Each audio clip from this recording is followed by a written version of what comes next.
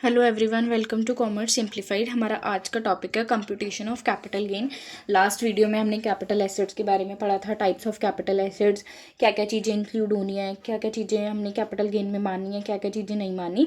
आज हम देखेंगे कैपिटल गेन को हमने कंप्यूट कैसे करना है। जो हमारा शॉर्ट टर्म कैपिटल गेन है उसकी कंप्यूटेशन अलग है, लॉन्ग टर्म की अलग, स्ट्रेट लाइन मेथड, ठीक है, depreciation, acid on which depreciation allowed, जिसमें हम return down. Short term capital gain हमने कैसे कैलकुलेट करना है, ठीक है। फर्स्टली क्या आएगा, फुल वैल्यू ऑफ कंसिडरेशन, मतलब कि जो आपकी सेल वैल्यू है, जिस फॉर एग्जांपल आपकी जो मशीन थी आपने कितने में सेल करी है, 10 लाख में करी है।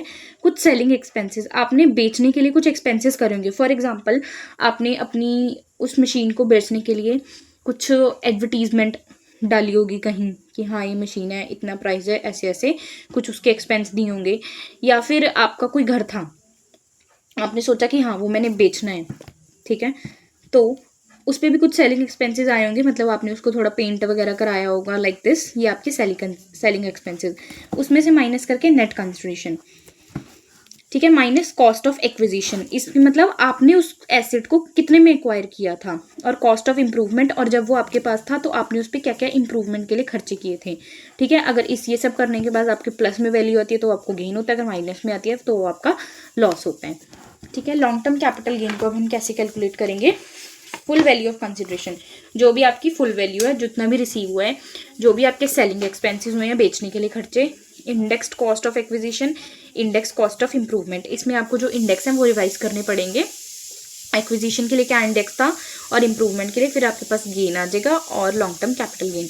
जो आपका लॉन्ग टर्म कैपिटल गेन है will be set of only by long term capital gain. जो आपका लॉन्ग टर्म कैपिटल गेन है ना, उसे हम सेट ऑफ भी कर सकते हैं सिर्फ लॉन्ग टर्म कैपिटल गेन से, ठीक है। लॉन्ग टर्म कैपिटल गेन में कुछ एग्जाम्पशंस हैं, बीइंग बॉन्ड और डिबेंचर, ठीक है, बीइंग एन इक्विटी शेयर, ये सब होना चाहिए, ठीक है।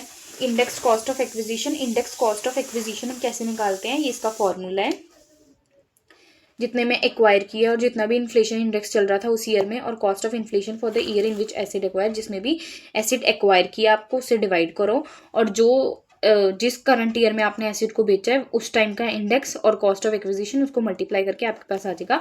और कॉस्ट ऑफ इंप्रूवमेंट का ये फॉर्मूला है, देख लीजिए, cost of improvement multiply cost of inflation for the year in which acid sold. उस टाइम कॉस्ट ऑफ इन्फ्लेशन क्या चल रहा था जब आपने एसिड को बेचा, और डिवाइडेड बाय जब आपने एसिड को इंप्रूवमेंट की थी उस एसिड में, तब का इंडेक्स, ठीक है। रिटर्न डाउन वैल्यू में हम क्या करते हैं, जैसे ब्लॉक ऑफ एसिड है, मतलब 3 तरह के एसिड्स हैं, मशीन का 15%, कार का 15%, इक्विपमेंट का 15%, तो ये क्या बन गया, एक ये ब्लॉक बन गया, ठीक है। रिटर्न डाउन वैल्यू ऑन 1 अप्रैल, जो 1 अप्रैल पे उसकी रिटर्न डाउन वैल्यू थी प्रीवियस ईयर में, हम वो देखेंगे।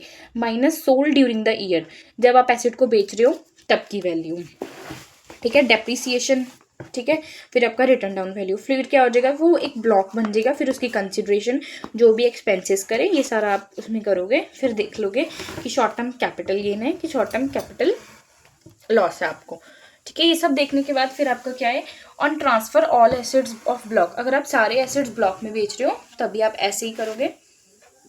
If asset purchase in mid year, अगर आपके एसेट मिड ईयर में परचेज हुए हैं तो क्या करोगे, acid used more than 180 days, अगर आप एसिड को 180 दिन से ज़्यादा यूज़ कर रहे हो तो डेप्रिसिएशन कितना लगेगा, 15% फुल वैल्यू पे। Acid use less than 180 days, अगर 180 डेज से कम एसिड को यूज़ कर रहे हो और उसके बाद में बेच रहे हो तो डेप्रिसिएशन कितना लगेगा, 7.5, मतलब 7.5%, मतलब हाफ वैल्यू हो जाएगी, फुल वैल्यू हाफ वैल्यू, जो हमारा डेप्रिसिएशन है ऐसे लगेगा। जो स्ट्रेट लाइन मेथड है, स्ट्रेट लाइन मेथड में देख लीजिए, straight line method return down value on 1 अप्रैल, जो भी आपकी 1 अप्रैल को रिटर्न डाउन वैल्यू होगी वो देंगे, फिर बैलेंसिंग फिगर होगी, ठीक है, charge on return down value के अकॉर्डिंग, फिर जो आपका डेप्रिसिएशन है वो आ जाएगा, ठीक है। आई होप आपको इस वीडियो में जो मैंने बताया समझ आया होगा, ठीक है। शॉर्ट टर्म कैपिटल गेन की हम कैलकुलेशंस देखिए ऐसे करेंगे,